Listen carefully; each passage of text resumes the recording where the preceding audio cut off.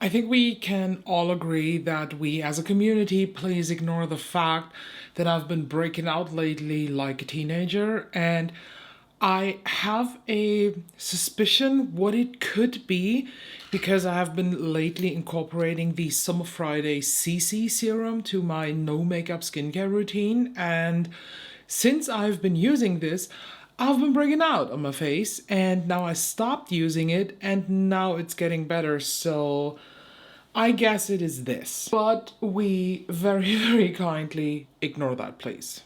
And I think we also should follow that trend on TikTok, the we listen and we don't judge.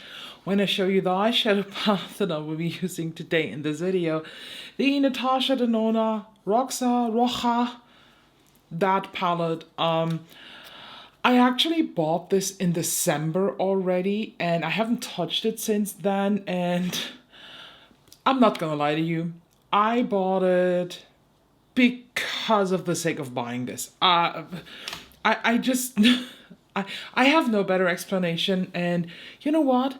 I am just a human being, and sometimes I am still lusting, a lot of times, I'm still lusting over that satisfaction of purchasing something, of that dopamine,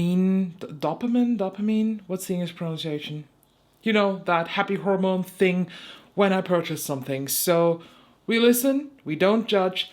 I will be incorporating this and maybe a blush. I was sent this by a lovely subscriber. So Laura, hopefully you see this video. Thank you very much. Let me show you what she sent to me. I was a bit speechless. We actually exchanged some items that she decluttered, that I decluttered, and then I opened the package and there was a little note also in there, and she said that she bought actually this. This is the one of the new Patrick Ta blushes.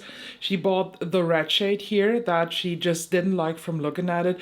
And then I think there was a mauvey one too. That one she kept. And she remembered that I was talking about this blush here in the You Don't Need That Shit video. So she thought it's nice to give it to me. And I'm really, really thankful for that because these are not cheap. But I don't know if the red will kind of crash with the purple of this, so we will see later. But the actual purpose of this video today is to get ready with me answering some of your questions. I ask you on Instagram in the stories, and I also put the same post up here on the YouTube community tab, so make sure you follow me on both if you want to participate in videos like that. And everything is in me struggling to not use anything of the ColourPop New Moon collection, but there is a dedicated video coming. I planned 5 looks this time with this collection because I'm so uber excited. But now, let's head into the questions. So we're starting off with Instagram, and should I scooch to the side? Yeah, I scooch a bit to the side. Have you ever been treated bad by a brand? I don't know. I personally think that the amount of brand interactions that I actually have is just so low that I can't really say that there was a certain thing where I felt like they treated me bad. Every brand that I have personally interacted with so far was really nice. For example, if you remember, I raised my concerns towards Gloss Gods on their super intransparent affiliate program, and we had or the owner of Gloss Gods contacted me then, and we had a nice email chat, and she even contacted me not too long ago again asking for a bit more feedback because actually a lot of people raised some concerns towards them. So I don't know if this is because of my video. I have no friggin' clue, but I don't care. I'm always happy that when people feel maybe there's something to discuss with somebody, that they just raise their voices. And even that, with this critical point that I just said about that program, they treated me really, really nice, and I felt very much seen and appreciated. So I cannot say that I got bad experiences with a brand as content creator. As a customer, yes, definitely Glamlight. They try to gaslight me a lot. And other than that, oh, Titanium Fox Cosmetics. Oh, I hate them. Honestly, they can come up with a color story. It could be my dream color story. Wouldn't buy that. Until the owner does not apologize, I will not. Who is this cute cat? Oh my god. I posted the questions with a photo of my cat Waltraud. She's my smallest one. She's a Siberian wild cat mixed with, I think, ragdoll is in her. Let me grab her. So, this is her. This is the little ball of fur that you saw in that picture. Look at the camera, girl. She was just very eepy sleepy, and she just doesn't understand why I grabbed her now. Cutie girl. I mean, look at her face. She's so cute. She's the cutest of the cutest. She's always crusty here because she licks herself some curled fur here. What's going on, girl? Yeah, I know you're tired. I will bring her back in a second. In the YouTube comments, there were also someone who said that she's a tenured professor at Hogwarts. She's not a cat. Don't be fooled. Maybe she is. Maybe she's McGonagall. I don't know. Do you want to go back to sleep? Yeah. Yeah. Let me bring her back. She's my youngest cat. I have 4 in total. She is 1.5 years old, so can't believe she's already 1.5 years. I still remember when we got her, how small she was, and she was nearly as poofy as she is now. Where do you get your makeup news for Asian beauty? Honestly, on the store pages, like Look Healthy store, she is very, very up to date with new releases that she has in the store, and she is constantly posting them even before they really launched. I'm also now on Red Note too, because, you know, TikTok ban, oh, what a drama. I love that. So I do see also things now a bit earlier, although I do have to learn a lot about this social community. It works a bit different than Instagram and TikTok and co. But yeah, to be honest, I get these news actually from Look Healthy store mainly, because she is very, very up to date there. How did you get into Asian beauty? Oh, that's a simple question. I think I told that story already, but in the beginning of 2024, there was a video that went super viral on TikTok from Ghoul in Japan. If you don't know her, she is one of the most... her whole aesthetic gives me life, although she actually looks like a dead ghost. But I just adore everything about her makeup aesthetic, and her videos featuring the Cheery Up Dragon Ascension palette, you know, that 5 foot long palette from Cheery Up, went viral, and that was my first purchase. That was the first real Asian beauty purchase. I mean, I have used Roman D before that. I have used Flower Nose before that. But I would say Flower Nose and Roman D, they are kind of more mainstream these days because they really made that step into Western makeup, so that I wouldn't call them like exclusively niche sea beauty. But with this palette, with the Dragon Ascension palette, I just went into these more unknown brands that now really get attention, like Anthony, Narimi, Cheery Up themselves, Girl Code, and I am beyond blessed to be part of that journey, to be part of that promotion too, because these styles of beauty, these palettes, the qualities are so far ahead of its time compared to Western makeup, it's insane. And in case, because I don't know who the question is from now, you don't follow me or you haven't seen my videos, I'm talking about this palette here. This is the Dragon Ascension palette. This was very, very strictly limited in 2024 for the Year of Dragon. I have multiple videos with this. I have makeup bingos, I have swatches. I think in total I did even 5 or 6 looks with this beautiful palette, and I just can't get enough even of looking at it. And I don't care that it is so long and that it's like my shelf is like this deep and this part here is constantly sticking out. I don't actually care for that because I store it next to the wall, so I can't run into it. And I don't care because this palette was worth every single cent that I bought, because not only did this introduce me to more unknown sea beauty brands for us Western people, this palette changed everything here on this channel. This palette opened the door for me for PR from luxury sea beauty like Florasis. This palette opened the door for me to collaborate with Look Healthy store, who, if we talk about if I've ever been treated bad by a brand, never ever treated me bad.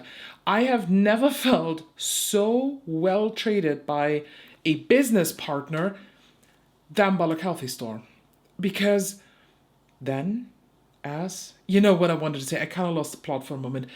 She treats her partners, the content creators that she works with, so freaking well. I am beyond blessed with that, and all because of that palette. Because of that palette, I also landed a deal and a collaboration with Sea Beauty Mall, for example, another bigger sea beauty store. I am so thankful for this piece of makeup.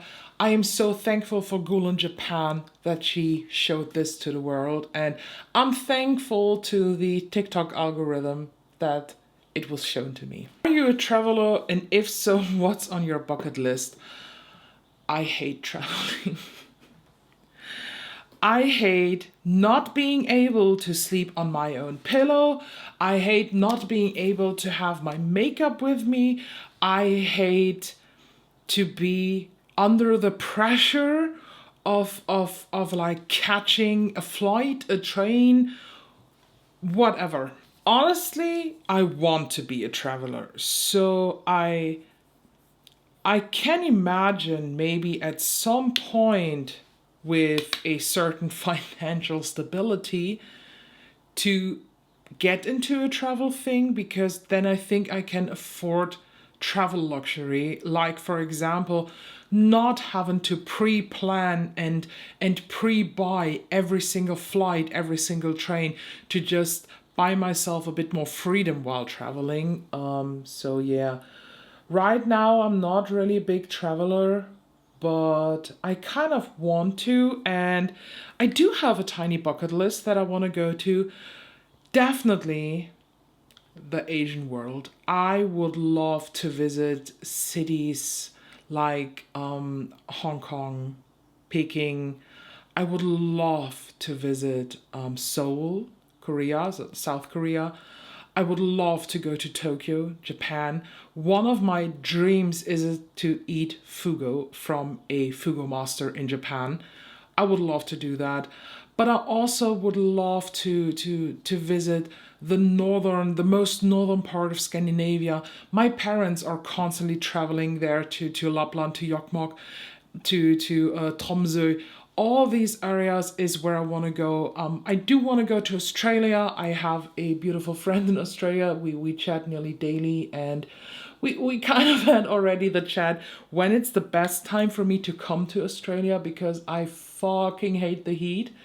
And she gives me an update every other day how the temperatures are where she lives, and when she writes that there are like 40 degrees Celsius, 42, I'm like, oh my god, I could never survive there. And as bad as the country is, I do want to visit the States, because apart from its really bad political things, the States have an amazing nature. They have amazing spots. I would love to go to New York, to LA, just to visit them, you know, like a 4-week trip through the States, because again, aside from the political thing, the States have a beautiful nature. They have so many things to see. I want to see that. I want to go to Canada, Alaska. I have a list. I just do not have the financial stability to do that right now. So maybe in the future, I would love to do. My husband would love to do that too, especially the whole Asian plans. He's completely in it with me, and he would love to do that too. So if I get invited by a brand from the Asian beauty market, I wouldn't say no. Why Twilight? Confession time. When Twilight came out back then, I hated it. I freaking hated the Twilight thing. I didn't understand that. And I remember that back then I was dragged to the cinema by someone, I don't even know who it was, to the second movie, the second Twilight movie. So this was the first one that I saw. And I didn't want to confess it back then even. And when we were finished, we were like, yeah, okay, it's fine. But honestly, I fell in love with the second movie, everything. And I'm honest with you, the movies are fucking bad. The first one especially, but that's like the charming thing about them. That's what makes them kind of special to me. These certain like bad parts of the movie makes the movie so relatable, so cozy. And even like last week or this week when I was working, so for me it's this week, for you it's last week, you know, timelines and things. I watch Twilight during work when I have to do tasks where I have to really focus on, because at this point Twilight is my focus sound. You know, there is like these I don't know, like delta sounds, no B sounds, B waves, bi waves, these brain sounds. For me, the brain sound is Twilight. And I just love to watch Twilight. I'm not even actively watching it anymore. I let it just be there. I enjoy the companion of Twilight, and Twilight is coziness to me, is safeness to me, is it just works. It's something in there that soothes my brain, that makes me stop, that makes me hold on, and I love it. And that's why I'm so excited for any type of collaboration. Well, maybe not the glam light one. I already saw sneak peeks and I thought like, okay, these colors were definitely chosen by someone who didn't watch the movie, who just wants to make money off of the hype right now. What's an item you always order on the menu? Oh, that's hard because I barely eat anywhere else. Mainly for the fact that I'm a fucking amazing chef by myself, and I'm not even exaggerating. If you've been following me for a while, you know that I talked about that already. I used to have even a food blog, quite successful. I love to cook. It's my thing. I even have something on the stove right now because I am cooking a chicken soup for the week. So the chicken is simmering now since, I don't know, like 2 hours, because I want to have a really intense stock for my soup. And this evening I make original carbonara, you know, with eggs and cheese, not with cream. I know there are some sorts of carbonara with cream. That's not a carbonara. That's just bullshit. I love to cook, so I barely eat anywhere else. But things, when I eat somewhere else, it's mainly like Italian restaurants or like Greek restaurants. And in Italian restaurants, what I always order is actually a pizza frutti di mare. So it's pizza with seafood, basically. That I really love. Or carpaccio, you know, thin sliced raw beef. Wonderful. But the problem is these days eating outside, like, is so, like, not outside, you know, outside in the nature, in a restaurant. It's gotten so expensive, honestly. When I see that a filet mignon at the restaurant is like 35, 40 euro, and you get like a 150-gram thing of this with a little bit of potatoes or corn at the side. Honestly, for 40 euro, I can buy a whole filet. You know, like 1.2 kilograms of filet. I can get that for 40 euro and I can make this myself. So I feel like the better my cooking skills got in the past years, the the less excited I am to eat somewhere else. Which sea beauty brand do you want to test? That's actually a good question, because I think I've tested so far all ones that excite me from like the first glance, but honestly, there are so many awesome sea beauty brands that we never heard of, and the one that I think immediately comes to my mind is Sugar Rock. And Sugar Rock, I think it's like a little bit of a controversial brand because the palettes from Sugar Rock are insanely limited. So if you don't buy them with the first batch, they're gone. They basically do one batch, and when they're sold out, that's it. There was one from Sugar Rock that had a red and black color story that I would love to have tried, but I basically discovered it too late, and they are fairly expensive. So we are talking Pat McGrath mothership pricing, and the quality from what I have heard is a little bit hit or miss. So I don't know if I ever pull the trigger on Sugar Rock. I think when the right color story comes, I can justify that investment. But right now, there is not a specific brand that I want to try. Not really. By the way, the shimmers here in the Rockstar palette, fucking disappointing. Let me tell you that. Which brand do you no longer support and why? Which shop do you avoid and why? Since I know who asked this question, I know that you know my answers. Brand to avoid 100% Ensley Rain. Everybody who is defending Ensley Rain in my comments gets blocked. Just telling you that. There is no excuse for this shit brand.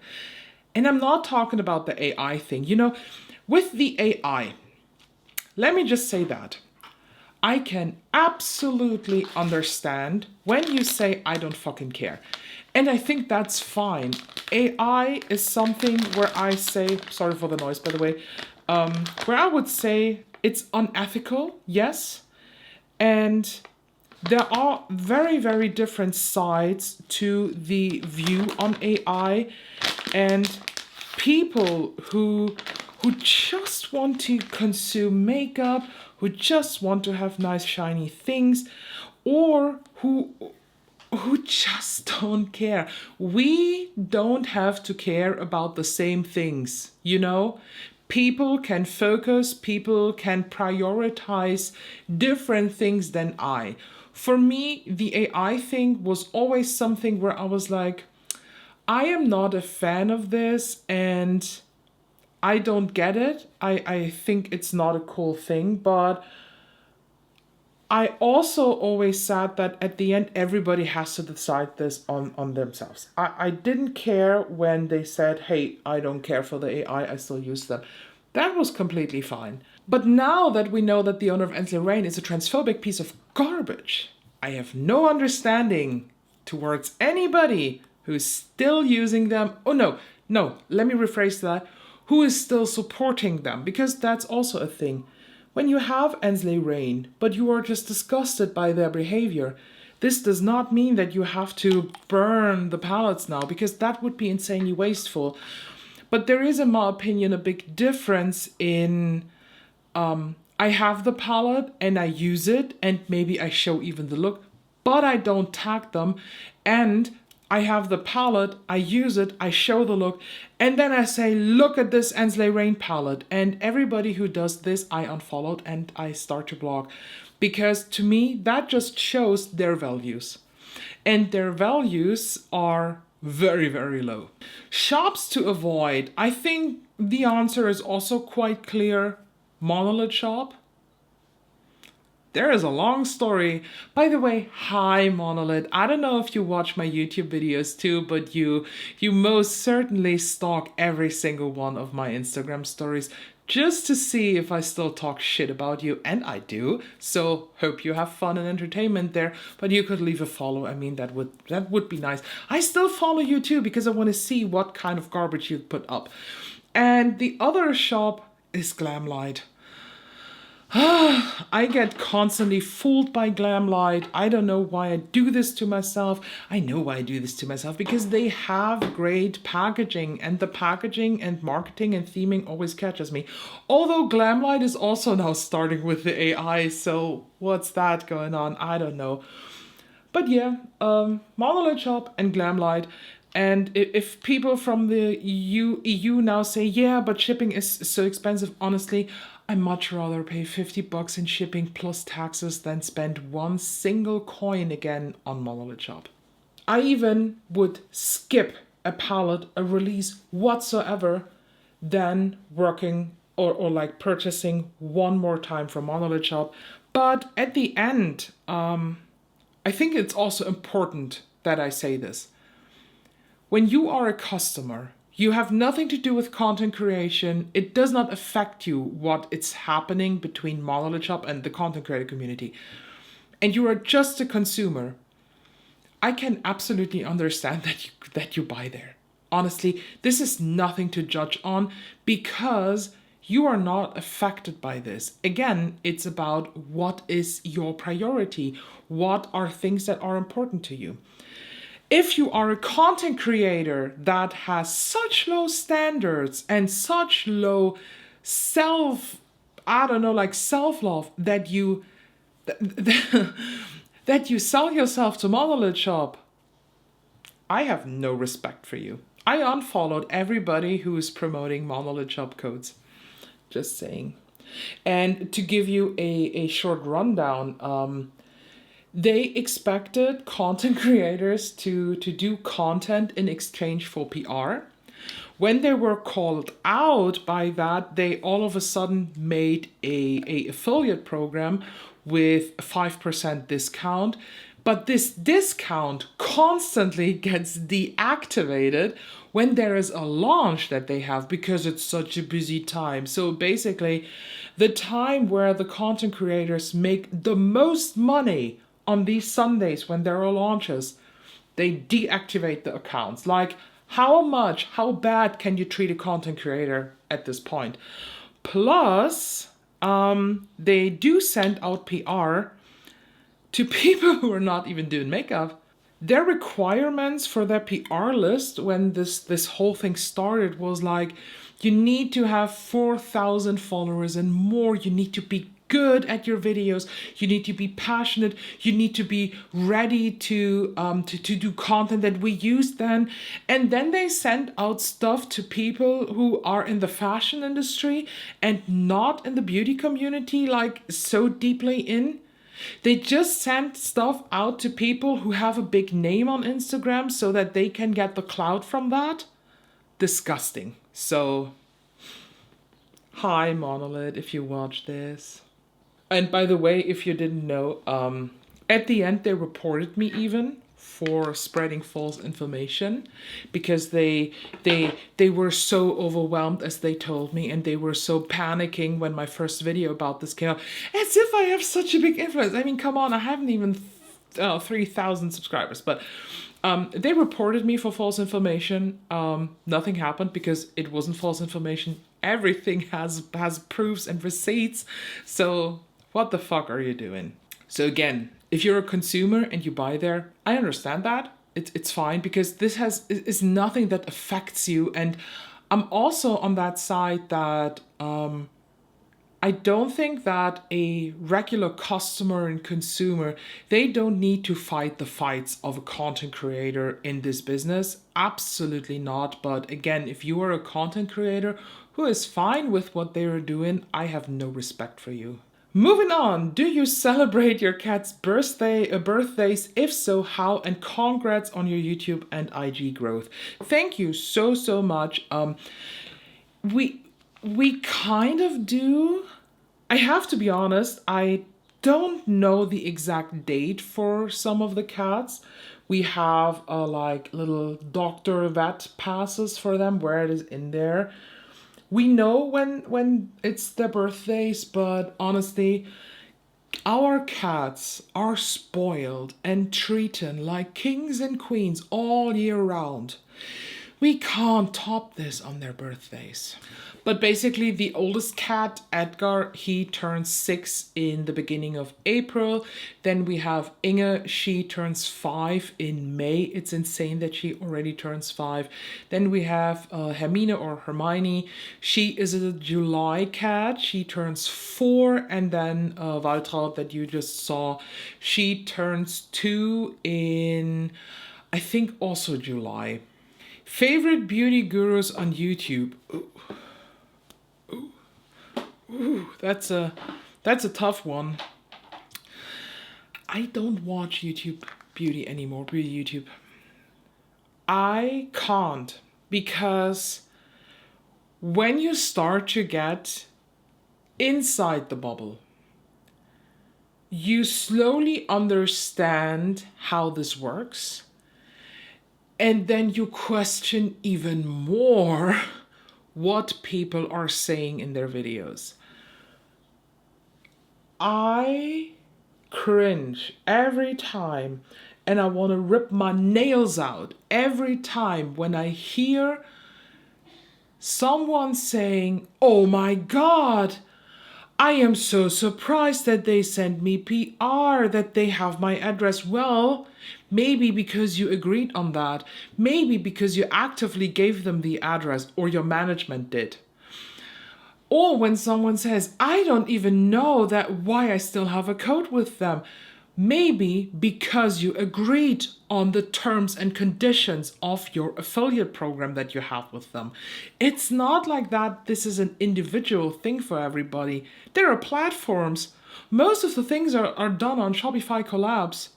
What the fuck? If I watch beauty YouTube, if there is the urge, and the urge is there, especially in the evening when I get unready or ready for bed, the urge is there to watch beauty YouTube. I honestly can fully recommend, first of all, my friend Fedora Beauty. She makes beautiful reviews on high-end and luxury makeup. They are very thoughtful. She takes her time. She explains things a lot. I adore her. She's also on Instagram, so follow her there. Charlotte Holdcroft, 100%. Her style is very different to mine, but she has very good thoughts on a lot of things. And she is also she is an honest person. Sometimes I feel like she washes down things because she's just not as, is this the right word? She's not as aggressive maybe as I am. So she's a little bit softer, which I totally appreciate. If you would like to know who I like to follow and who I appreciate on Instagram, let me tell you, Ghoul in Japan, definitely. I link their profiles, by the way, all down below. Freya86. There was a bit of a controversy with Freya, but to me, it's okay. It's done. Who do I also like to watch? Let me check who I follow. Oh, Deerestdiary.makeup. Oh, I love her. She is a sweetheart. Let me just tell you that. Plus, she makes pictorials on Instagram. So for, I think, every look so far, there's not only the look picture, there is also a step-by-step pictorial, and the sun is just beaming at me. Let me close the blinds. She has such a creative mind. I absolutely adore her. Definitely my friend Jensbeautynest. I love her. She is a bit quieter now. She's a bit more quiet now because she has a newborn, but her reviews are very, very much thought through. She never just puts out a review just for the sake of reviewing it. She puts a lot of work and thoughts into that, so I can highly recommend her. If you want to explore more like duping and panning content, I can highly recommend my friend Peace Pan Project. She also has now a YouTube channel that is really starting off well, and I love her inspiration behind the panning, her whole passion with panning. I am not a makeup panner, but I live my pan fantasy through her. Make sure you check her out and say that I sent you, please. And one last one that I want to mention is definitely s.andromedae. They make great content, very, very creative, and I just love their vibe. They constantly speak out against things that are not right in the makeup community. They just they just do it. Love that. Follow them, it's amazing. So I hope I gave you a lot of recommendations. I know I also got the question a while ago again to give off just some recommendations who to follow, so I hope that list helps. Everything is said, every single profile from those people is down below. How do you deal with negative comments? That question comes every single time, and the answer is every single time the same. I screenshot them and then I call them out on Instagram. I don't fucking care who you are. If you try to insult me, I insult you in public, or I question the insult. Sometimes I do screenshot these comments and then I have to ask for an explanation because I don't know what the fuck they want from me. So yeah, I make fun of them in public because I feel like when you take the time to insult me, when you think it's necessary to leave that comment, I think it's necessary that everybody should see that. Just started my YouTube journey, so I want to know, how do you get on PR lists?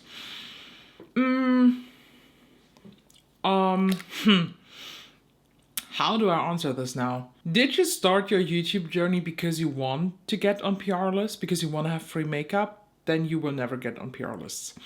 I'm honest with you, PR is not friendship, PR is a business exchange. And they send out PR to people where brands think they can benefit from the advertisement and the marketing. You get onto PR lists if you have something to offer for the brand that they benefit from. And the best thing to get on PR lists is be yourself. Be active. Make your content not with the goal to be on PR lists. Make your content with the goal to put out content. Be your very best. Be your own self. Don't be someone else. That just is not working. Didn't you change employers? How's the new job? What are you doing now? So many questions. The new job is very, very different to what I expected it is going to be. I work now for a big corporate, a big worldwide corporate in the German part. So do I want to say that? You know what? Not yet. Because in Germany, when you start a new job, you have 6 months of like a testing time. And I will tell you for what big company I work when this time is over. But what I basically do now is I am responsible for all quality things. So I do make quality analysis, but I'm also into the whole technical, the digitalization part of this to just work out systems to maybe analyze the quality automatically. I think that's quite a good description of what I do. I don't know. It's so hard to describe this because I've been now in this company for 3 months and I don't know what exactly I'm doing. It is a bunch of work to do. There are a bunch of tasks to work in, but I enjoy it. I'm happy that I did this. Now let's move on to the YouTube questions. Basic questions here, yo. But what is your favorite indie brand at the moment? As in whose formulas or eyeshadow palettes have you been especially enjoying lately? Although I constantly criticize the speed of their releases, I wanna say Nomad Cosmetics, honestly. Since Fuji 5 Lakes, everything has been a hit and I'm very, very satisfied, and I'm still very much in love with Fuji, with Chicago, with Polar Express. Again, not a fan of their release speed, but I like these palettes. I would say, especially in the Western indie, Nomad Cosmetics. And also, are there any new Asian beauty releases that you're particularly excited to either purchase or receive in PR? Yes! Oh my god, yes! The Choice Beauty Cold Butterfly palette, I think it's Cold Butterfly, and the new Anthemy collection. I get 2 out of the 6 Anthemy palettes in PR. It is still on the way to my house, and I also get the Choice Beauty one in PR. Very excited for that, and I don't know if it will come, but if so, I am excited for that possible release of another Year of the Snake palette from GRWM, maybe in the same format as the Dragon Ascension was. I'm kind of rooting for something special like that because so far they have done a collab with Freya 86. It's a beautiful palette, but it's not really my type, so I skipped this. I will not purchase this. But maybe they do something else. That's what I'm quite excited about. And overall, for future releases, maybe I am excited for honestly, Izamaya. We talked about this in the You Don't Need That Shit on Monday. And I'm excited for any Asian beauty, honestly. Here's the comment with the cat. She fooled me at first too, but please know that this is not a real cat. She's a tenured professor at Hogwarts and she's disappointed in all of us. Here, that's again the photo of her. Damn it, she bewitched me so badly that I forgot to ask my questions. Number 1, if you could do an eyeshadow palette collab with any brand, which would you choose? I don't think that they make collabs, but Izamaya Beauty definitely would be some in the more like Western world, and Asian beauty wise, GRWM. GRWM has, I think, my favorite, Narimi. Oh, GRWM. Narimi has a very special formulation. And GRWM is, I don't know what it is, but they have just this vibe that catches me. So yes, I would love to follow in the big footsteps of Freya 86 and maybe be able to do a collab palette with GRWM makeup. That would be awesome, but I think it's just really unrealistic. But honestly, there are so many brands where I could see myself working with, like the Beauty Bay brand, the own brand. They have great palettes, they have great formulation. And I would bring back something like the Metamorphic, and we talked about this already, I would call this the Ellamorphic. Oh, Florasis. I would also love to do something with Florasis. And I said it in my video about their Phoenix palettes already. A palette, a goth-inspired palette, in their formulation, call me. Florasis, call me. I have ideas. I have ideas for the design. I have ideas for the color story. I have ideas for the finish of everything. I have it in mind. You just have to call me. What are your favorite fragrances? Tom Ford Ombre Leather, Initio Side Effect, and Love Sucks perfume. What's it called? Let me Google that. Oh, no, they're called Perfume Sucks, and the fragrance is Love 6567. This smells like, it smells exactly like popcorn. This smells exactly like caramelized sugar and popcorn. Oh, and Kayali pistachio. That one I love too. I love to mix and layer fragrances. Could you please do a video in German? I was asked this question a couple times now. The thing is, what's the purpose? Or like, what do you want to see? Because the main part of my group, my target group here on YouTube is US at this point. I have less than 7% of German followers here. I have less than 7% of people from Germany who watch my content. A third of the group here is from UK, not UK, US. Surprisingly, UK is only 10%. So what exactly would you like to see? What exactly should I do? How should a video like that work? Would you be willing to watch it then with subtitles in English? I mean, the YouTube subtitles are not the best. I'm a bit confused by the question. I don't know.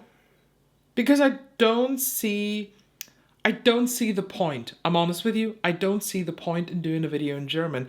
Ich meine, ich könnte ja auch in dem Video einfach mal die Sprache wechseln, wenn das was für euch ist, aber dann versteht ihr ja die Hälfte nicht, beziehungsweise alle, die meine Videos gucken, verstehen die Hälfte nicht. So, would it even make sense to switch languages in dem, mitten von dem Satz? Your cat is so cute and seems to be very intelligent. Yeah, sometimes not. At what age did you start getting interested in wearing makeup? 12, 13 maybe? That was the emo time, you know, the scene girl time. The My Chemical Romance Black Parade time. And I told that story already. My signature look back then was black jaw liner, just drawn in circles like a panda around my eyes and then blended out with hot pink eyeshadows. That was my scene girl emo look. And I then had a long pause wearing no makeup from, I think, my 20, like between 20 and 25. I didn't wear makeup at all. And then I slowly got back into it. And at around 27, 28, I started to shift from drugstore makeup to high-end makeup, and I'm turning 34 this year. So wow, I just had this realization that a good 20 years ago I started to wear makeup. I don't feel 34. Let me tell you that. Every now and then, I still feel like I am mid-20. Not my body. My body feels like mid-80. But in my head, I sometimes feel still mid-20. You've mentioned growing out your hair so you can dye it black again. Do you like to change your hair colors often? I used to, but I've been basic lately, lol. No, not anymore. I used to do that all the fucking time. I used to change my hair colors yellow, red, purple, black, white, something in between, green. I was very, very wild, but a very, very long time of my life then had only black hair. And also in my mid-20s, I think at like 26, 27, I had the urge of going white. I think it was also the time back then when Samantha Ravndal had her gray hair with the black roots. That was actually what I wanted to achieve. I've been working on this now for 6 years, therefore. And no, thank you anymore. I'm done. I have no patience anymore for this, so I can't wait. In 4 weeks, I have my next hairdresser's appointment. We will cut the remaining dead hair that is still somewhat around my head, and then we will do the first step for black hair, which means we will go very, very, very, very, very, very, very, very dark, cool brown. That was the initial plan, so hopefully that hasn't changed. Maybe we can already go black. She said she has to check my hair once I'm back there, and then we will see. What are your favorite hobbies and interests in addition to makeup? Cooking, Music, definitely. I play the piano. I love to sing. And gaming and drawing, actually. You know, I do this draw by numbers. I know it sounds ridiculous, but they're really advanced pictures these days. It's not like all these big fields and then just 1, 2, 3 colors. It's like 40 colors in a picture, and the little fields are like this big. And I watch my favorite TV show when I do this while my husband is gaming or is watching something else. So it's the perfect thing to just relax in the evening. Your product ranking and use tracking system is so inspiring. Would you walk us through some of your thoughts on how to use a system like that and get use and enjoyment out of all the products? Oh, that is a really complicated question because I don't know, how should I say this? I am a very, very analytical person. For me, this system, I think, came a lot with just my job, with the analytical part of what I've been doing in the past years. Because I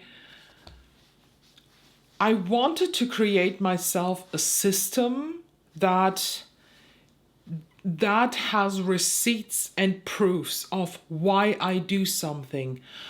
Otherwise, it would be just thrown in there randomly. And I honestly think that a lot of rankings that people do, they are just very random. And if you ask them a year later, why did you rank this at 19 and this at 18?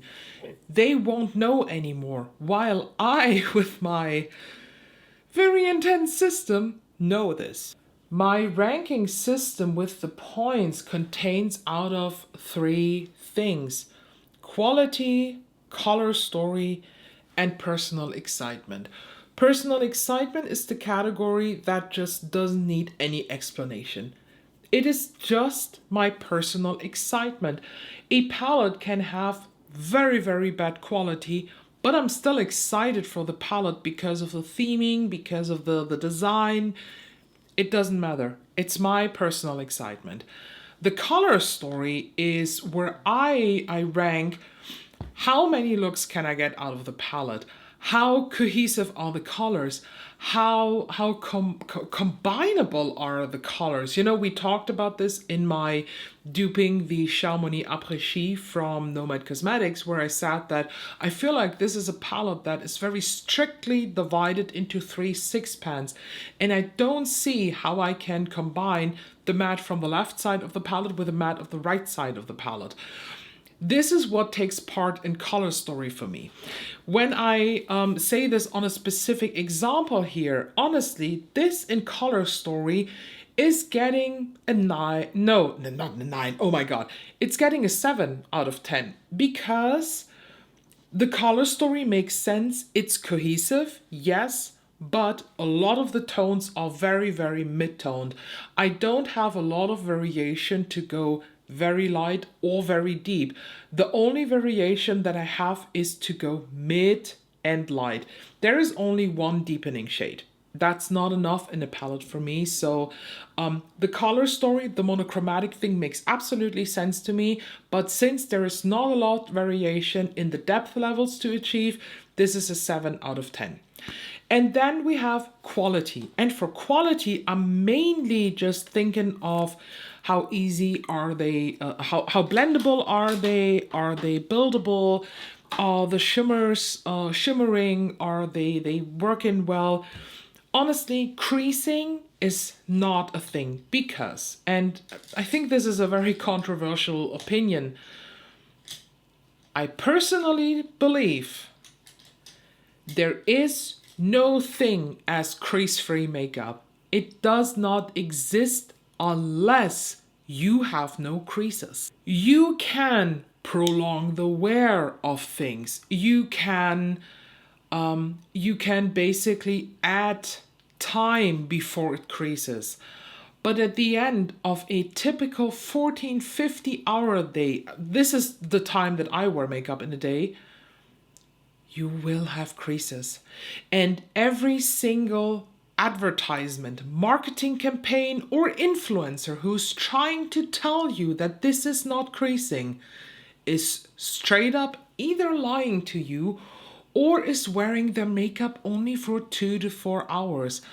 This look here, for example, the eyeshadow will not crease probably in the next 4 to 5 hours. This is a good thing with Natasha Denona eyeshadows. They do not crease on me so fast. But I will wear this makeup probably today until 9 or even 10 p.m. and we now have it's noon, so it's 12:30, and that means a good 9-hour wear, probably a bit longer. They will crease. They will be creased at the end of the day. There is no thing as crease-free makeup, so creasing to me is not something that I criticize in a formulation. And I have a hard time answering questions from you guys here when you say, do they crease? The answer is yes. Everything creases when it's on a creased surface. That is just how it is.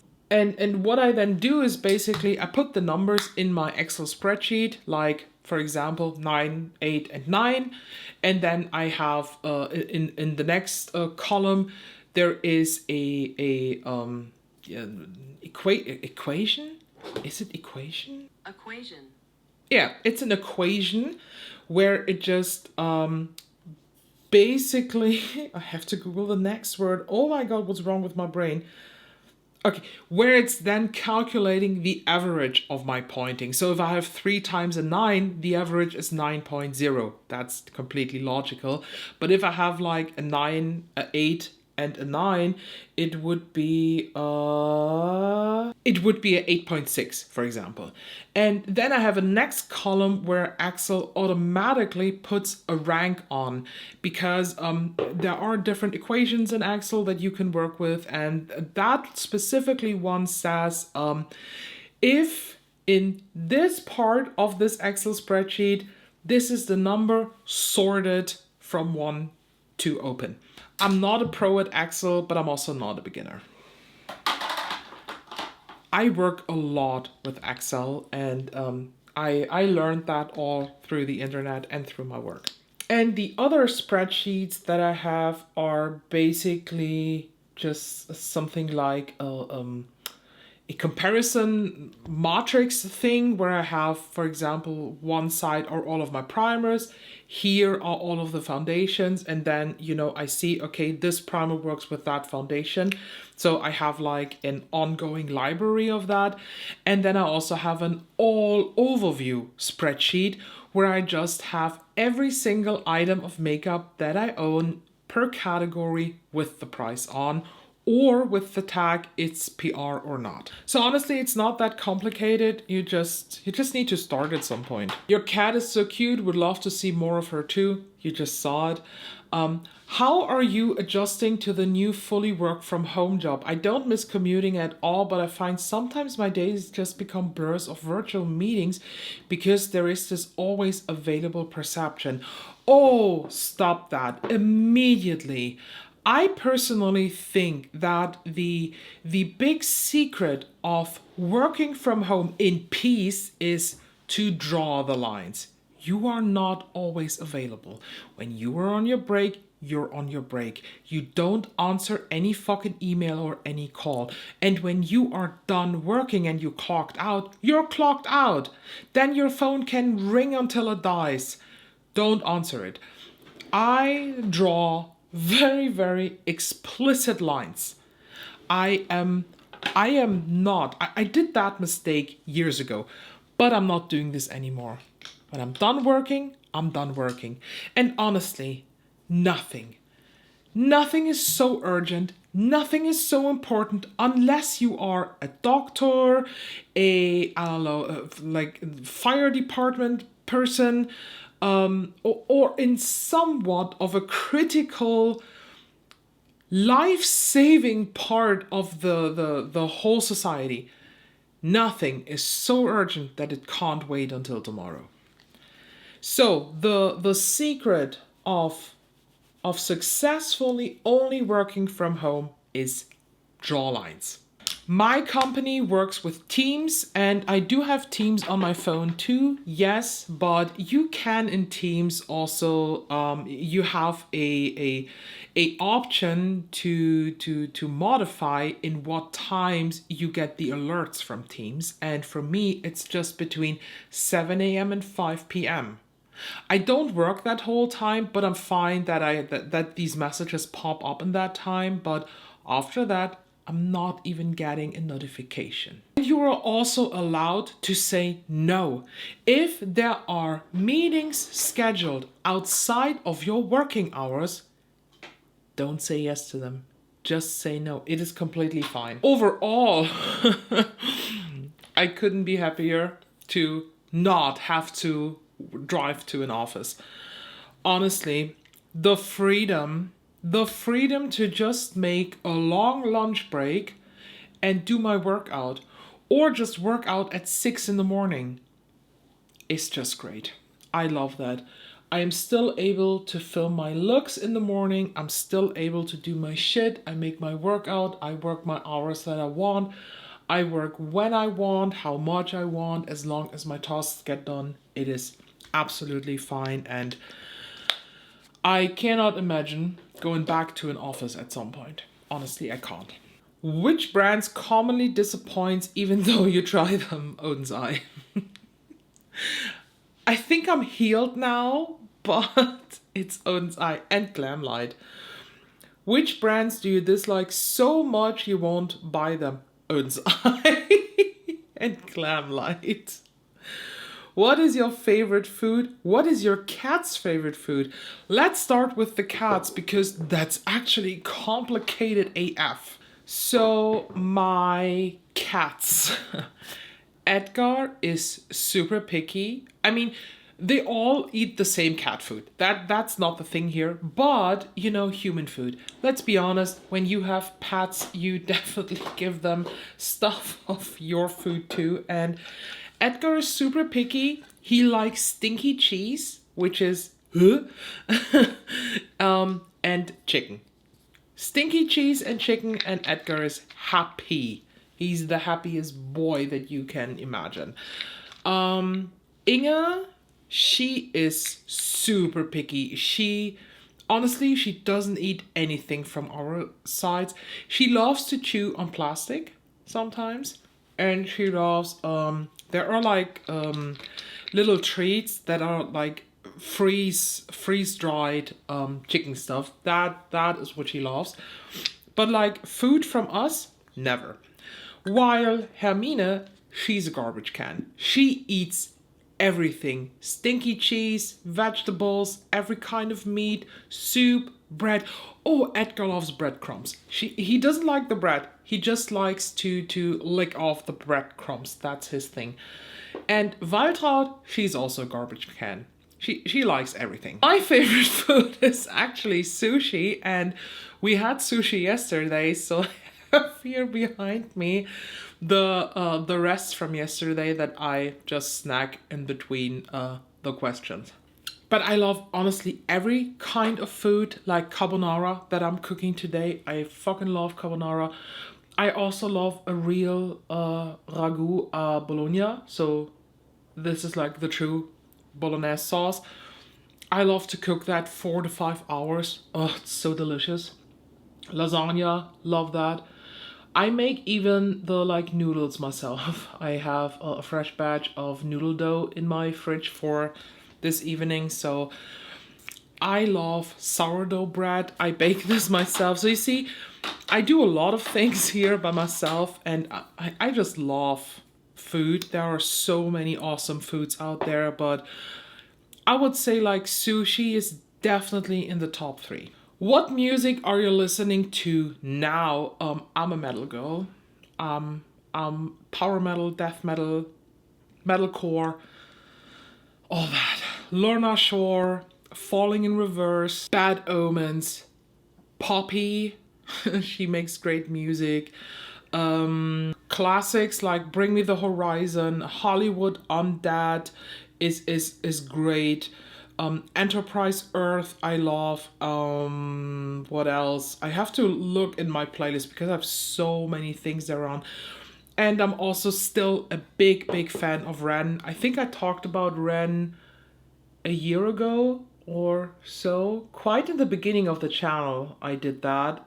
He is just a lyrical genius. If you never heard of Ren, he is pronounced R-E-N. He makes rap music. He's from Wales, I think. Yeah, I think he's from Wales. And what he makes with words is just incredible. I don't know how he comes up with this, but he is amazing. If you want to listen to Ren and you don't know where to start and you want to have that song that breaks you, then I would say start with Hi Ren. Just do it. Who's your favorite family member? Oh, that's hard. The cats.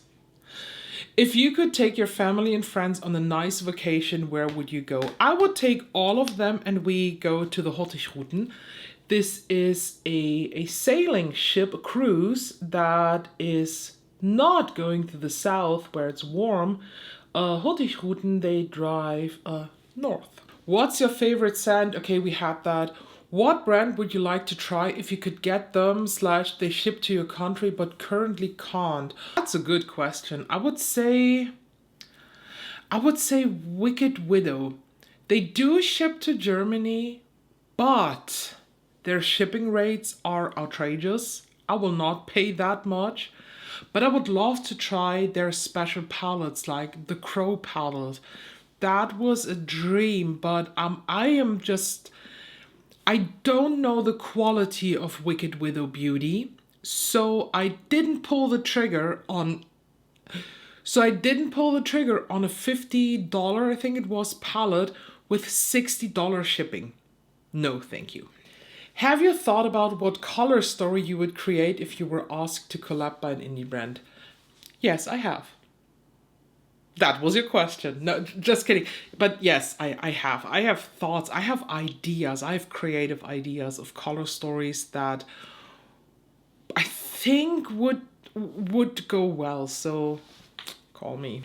If you could take the helm of one makeup brand to set them back on the right track, which brand would it be and what would you do? Oh. I know. And I know, this is, Pat McGrath.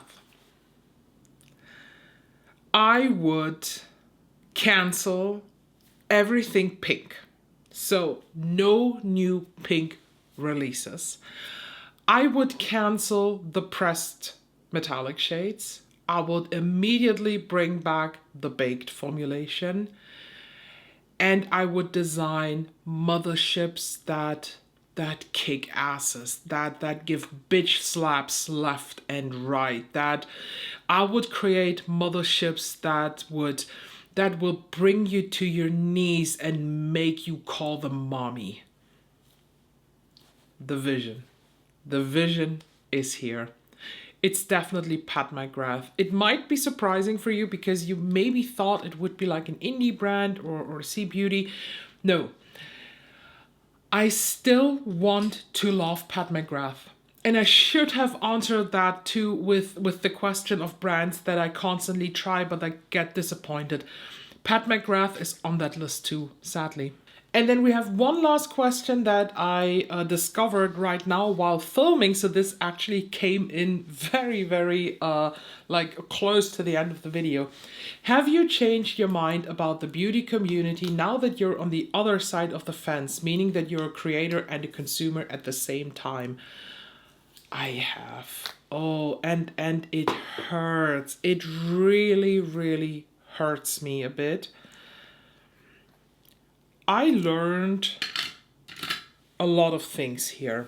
I learned so many things about marketing schemes, about releasing things, about all this, and I also learned a lot about hype washing. Can we create this new word, hype washing?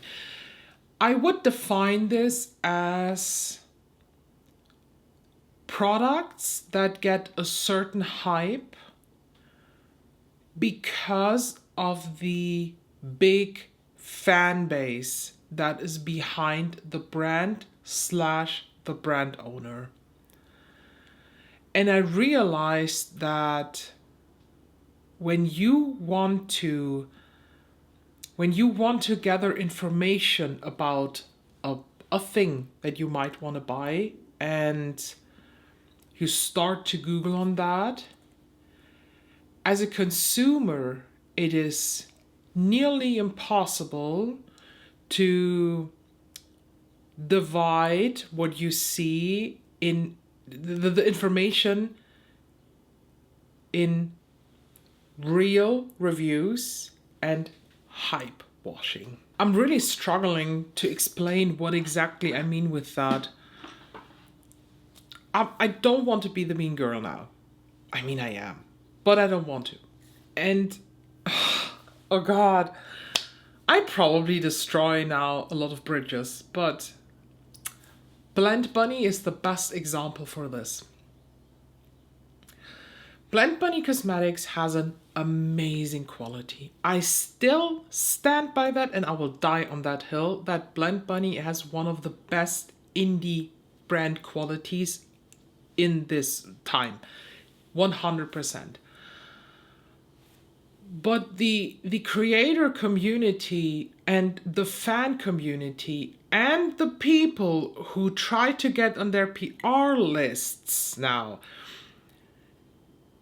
they loop themselves up so heavy and they hype wash everything that Blend Bunny brings out, and they lose this view of objectiveness on their releases. Everything is great, everything is awesome, everything is innovative, pinching at Lisa Eldridge here. When you are on the content creator side, you get so easy sucked into this trap. Because maybe you want to be on that PR list, which I can understand, and then you get into the hype wash train too, but on the consumer side, the consumers cannot, they cannot divide these opinions. Because it then looks like the loudest voices here are pro the brand, and there are only a few who tell you maybe a critical review that is an honest review because it just puts the point of view on things from different angles. And with that, with this hype washing, this whole beauty community loses its criticalness. You start as a consumer to question, wait, is everything great these days? Then why should I spend my money on this? Or you maybe even fall into the trap of, okay, when everything is great, I have to buy everything. Do you know where I'm going with this? I don't know. I feel like I lost a bit the point here, but on the creator side, there are so many things that I now see people doing that I question, that I, for example, can't watch certain creators anymore. And this affects me on the consumer side too. That is why I also wanted to be here. That is why I wanted to switch to the creator side, because I want to bring back criticalness. I follow the hype train every now and then too. Let's be honest, I'm just a person with a passion for makeup. But I always want to be critical too. And I am not lubing myself and slither into brands' asses. I will not do that. I am happy to have beautiful business relationships, respectful relationships with brands, but I also think that brands, and I feel like some brands stopped doing this, they need to understand that a negative review, a critical review, is not a bad review. And there are brands who appreciate feedback, but there are brands who then block you. I think I did a very bad job explaining this. Hopefully you were able to follow me. Do you have priority brands you want to shop from? You're excited to see what they release in the future. Is Amaya Beauty? 100% there is something common and I cannot wait. Cheery Up, for sure. A little bit some, also Nomad, just please slow it down. Fluorasis, definitely. They really catch me with the quality. It's insane. Everything I tried from Fluorasis is a hit. Let's be honest. I have nothing bad to say about Fluorasis at this point. Maybe just color story wise that the color story is not for me, but the quality, top notch. And honestly, MAC Cosmetics. MAC, listen to us. I mean, they brought back all the nudes people were asking for. And I feel like in 2025, MAC will bitch slap us and show us who's the daddy. All that is left now is lips, but I will not apply a lip product because I today want to film a lip swatch video of all my MAC Cosmetics lipsticks. So they need to breathe a little bit before I do that. Thank you so much for participating. Thank you so much for all the cool questions that you sent in. This was a very, very long video. Hopefully you had a snack and a good time. Quick thoughts on this palette. In the sake of my rankings or in the sake of my ratings, quality 7.5 out of 10. The mattes are nice. The shimmers are not what I expected. They're not really good. Color story 7 out of 10. Personal excitement 8 out of 10 because I love a purple color story. But that's the only reason. And honestly, the look I love. I look ultraviolet and I like that. I had 15% discount on this because Natasha Denona is my chosen brand at Sephora, so I get everything with 15% discount. So I paid $50 for this. It was okay, but could have skipped that too.